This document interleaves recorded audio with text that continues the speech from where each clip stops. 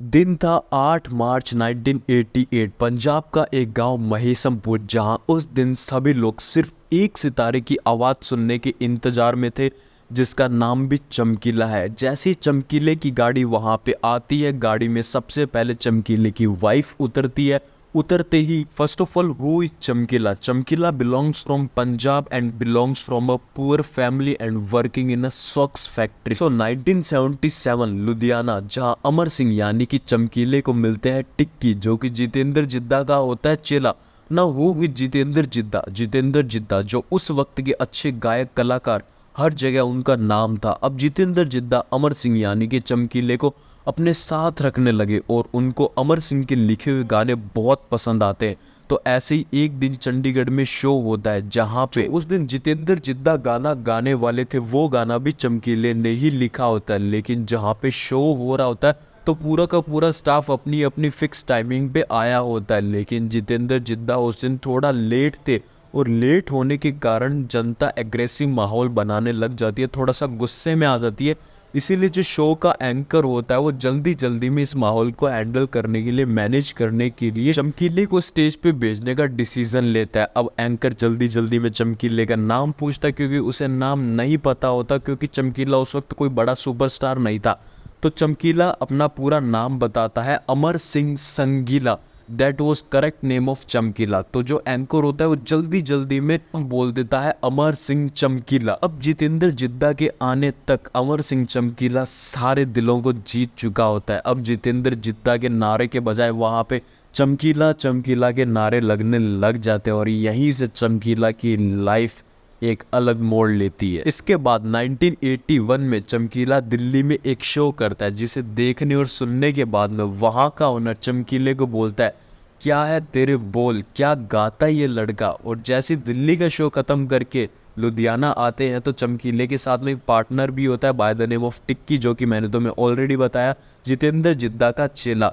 तो टिक्की देखता है कि लुधियाना के मार्केट में आज चमकीले के गाने चल रहे हैं दुकानों में। ये चीज़ देख के टिक्की बहुत खुश होता है और 2 किलो लड्डू खरीद के हर जगह बांटता है। लेकिन चमकीला जहाँ भी परफॉर्म करते थे उधर बहुत से गिफ्ट और एक्स्ट्रा मनी जनरेट होती थी, वो सब उसके पास चले जाते थे जो शो अरेंज करता था। यहाँ तक कि चमकीले को बहुत कम मिलता था। इसी बात पे एक दिन उससे झगड़ा कर लिया टिक्की और चमकीला ने। उसके बाद रोड पे बैठ के गाना शुरू किया, क्योंकि चमकीला को उस वक्त इतना सब नॉलेज नहीं था कि कौन मेरा प्रोड्यूसर है, कौन शो अरेंज करता है, कहाँ से मुझे शो अरेंज करवाना चाहिए, कैसे सारी चीज़ें मेरे पास आएगी। एक दिन चमकीले को रोड से कोई शो के लिए बुक कर लेता है। इसके बाद में चमकीला 21 साल की उम्र तक वो खुद के दम पे बहुत शो भी कर लेता है।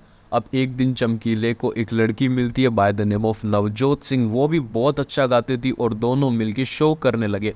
उस वक्त शो को अखाड़ा कहा जाता था। एक दिन क्या हो कि चमकीले और नवजोत का पहला अखाड़ा कैंसिल हो जाता है, क्योंकि उस अखाड़े में फायरिंग होती है। तो ये देखने के बाद काफ़ी लोग ये बोलने लगते हैं कि नवजोत मनहूस है, उसके आते ही पहला अखाड़ा यानी कि पहला शो भी कैंसिल हो गया।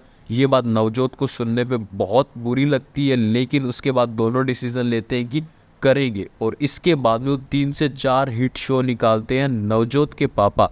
ये कहना होता है अब नवजोत चमकीले के साथ काम नहीं करेगी, क्योंकि चमकीला कंवारा है, यानी कि शादी नहीं हो रखी है चमकीले की। अगर इन दोनों का कोई चक्कर चला तो दिक्कत हो जाएगी। और नवजोत भी चमकीले को नहीं छोड़ना चाहती थी। अब नवजोत टिक्की को बोलती है, चमकीले को बोल हम शादी कर लेते हैं। उसी दिन सडनली ये शादी कर लेते हैं। लेकिन उस रात चमकीले के घर कुछ लोग उसे मारने आते हैं, लेकिन वो लोग नवजोत के बाप के नहीं, गुरमेल के भाई थे। Now who is Gurmel?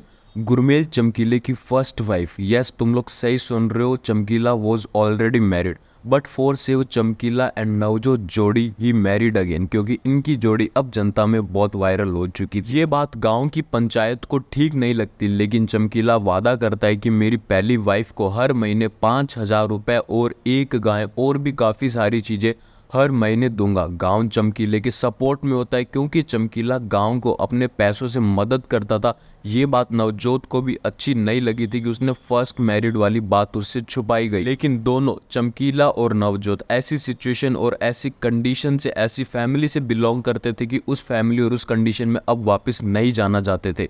इसलिए अब दोनों समझौता कर लेते हैं, मैनेज करते हैं और कंटिन्यू करते हैं अपनी लाइफ को। गाना गाना फिर से शुरू करते हैं, जोरों शोरों से गाने चलते हैं। इनकी जो कैसेट सीडियाँ होती है वो हर दुकान पे बहुत सेल होती है, बहुत डिमांड होती है।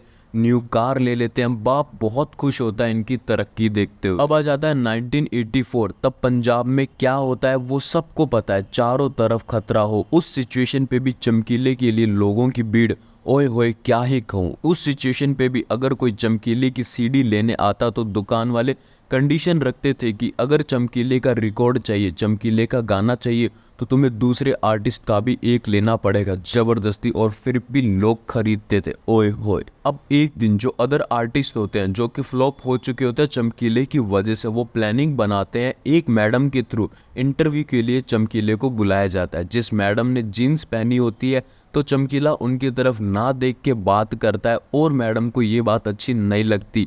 वो मैडम चमकीले के बारे में उल्टा सीधा बोलने लगती है, जो जहर उगलने लगती है हर जगह। अब शुरू होती है प्लानिंग। एक दिन चमकीला के ऑफिस में 2 चिट्ठियां आती है जिसमें लिखा होता है, गंदे गीत ना गाओ नहीं तो मारे जाओगे।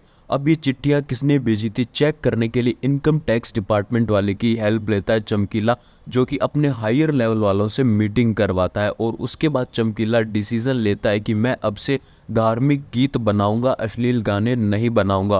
पहले तो लोग बहुत मजाक बनाते हैं, धार्मिक और चमकीला नाम लेना भी पाप है क्योंकि चमकीला अश्लील गानों के लिए जाना जाता था। चमकीला का पहला धार्मिक गाना नाम जप ले पास्ट के सारे रिकॉर्ड्स ब्रेक कर देता है। लेकिन जहां भी अखाड़ा करने जाता लोग पुराने जैसे गानों की डिमांड करने लग जाते थे। चमकीला मना नहीं कर पाता था, गा देता था अश्लील गाने। अब एक दिन 3 लोग फिल्म शूटिंग के बहाने चमकीले के घर आते हैं एंड वो उसके फैन भी होते हैं। लेकिन तीनों की तीनों गन दिखा के चमकीले को बोलते हैं, या तो खूब सारे पैसे या फिर तेरे गंदे गाने बंद। तो चमकीला उन्हें बहुत से पैसे देता है और अपने गंदे गाने, अश्लील गाने गाना कंटिन्यू करता है क्योंकि उसी के लिए जाना जाता था। इसके बाद चमकीला अपनी लाइफ का फर्स्ट फॉरेन शो करता है, place by the name of Bahrain. वहां से भी अच्छा पैसा कमाता है, तो टिक्की शायद वहां पैसों का कुछ सोच लेता है। उसके बाद चमकीले ने कभी टिक्की को अपने साथ काम नहीं दिया। नेक्स्ट शो कनाडा में किया, वहाँ भी टिक्की को नहीं लेके गया। फिर नेक्स्ट शो टोरंटो में किया जहाँ अमिताभ बच्चन जी ने शो किया था।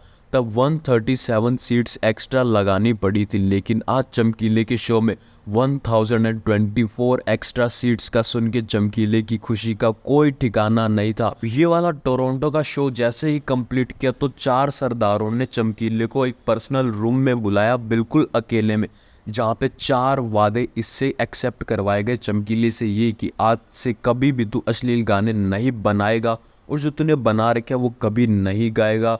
और थर्ड वन की तू आज से नॉन वेज भी नहीं खाएगा। और सुनने में आया कि तू बीड़ी बहुत पीता है तो तू आज से बीड़ी भी नहीं पिएगा। ये मत सोचना कि टोरंटो से बाहर जाके हिंदुस्तान में जाके तू अश्लील गाने, सिगरेट, बीड़ी, नॉनवेज सब चालू कर देगा तो हम मिलेंगे नहीं। हम दुनिया के हर कोने में तुझे पाएंगे। और ये मत सोचना कि हम चेतावनी दे रहे हैं, हमें जो करना है कर देंगे अगर तू हमारे वादे नहीं मानता तो, क्योंकि तू हमारे धर्म को बर्बाद कर रहा है, सिख धर्म को, अश्लील गाने गा के और बना के। तो चमकीला उन 4 सरदारों के सामने एक्सेप्ट करता है कि आई एक्सेप्ट दिस, मैं ऐसा कुछ नहीं करूँगा। लेकिन वहाँ से जाने के लिए जैसे ही गाड़ी में बैठता है तो उसका दोस्त क्या देखता है। और अब चमकीला बेडर हो चुका था। उसने डिसीजन लिया कि जिंदा रहते हुए नहीं मरना, मर के जिंदा रहना है। और वापस पंजाब जाके अपने अखाड़े शो शुरू किए। अब एक दिन 8 मार्च 1988 को महेशमपुर में एक अखाड़े के लिए गए और कार से उतरते ही शूट कर दिए। और जब बॉडीज को चमकीले के घर लाया गया और लड़की के घर वाले आए, उन्होंने चमकीले के घर से सोना और पैसा निकाला। और चमकीले की माताजी ने ये बोला कि ये 2 कौड़ी के गिरे हुए लोग हैं। I hope you love this story and you love this video. If you really love, don't forget to do a like and subscribe, because ये जस्ट 2 सेकंड का काम हमारे लिए बहुत बड़ा सपोर्ट होता है। मैं तुम्हारा दोस्त अश्वनी मिलता रहूंगा इस तरीके की नेक्स्ट लेवल वीडियोस के साथ।